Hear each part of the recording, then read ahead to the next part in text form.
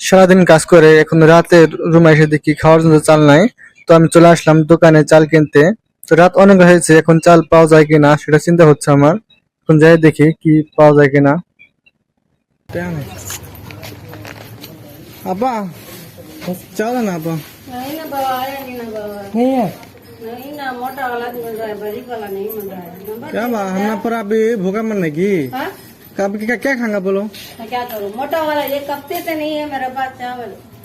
ये कप्ता हो गया है। तुम्हें पूरा ढूंढ ढूंढ के लेकर आना, मालूम नहीं हम बताएंगे अलग देगा, पूरा कैसे दे देगा पूरा से।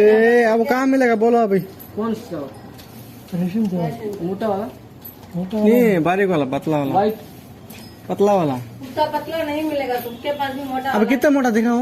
नहीं है अब ना देखने के बाद मंगा रही हूँ। मोटा वाला है थी, मंगा रही हूँ, क्या करना। तो चले जाओ। कस्टमर पूछ रहा है मेरा कितना। दुकान में जाएगा तो 50 रुपया केजी लेंगे नहीं? 50 नहीं, 60-70 रुपया।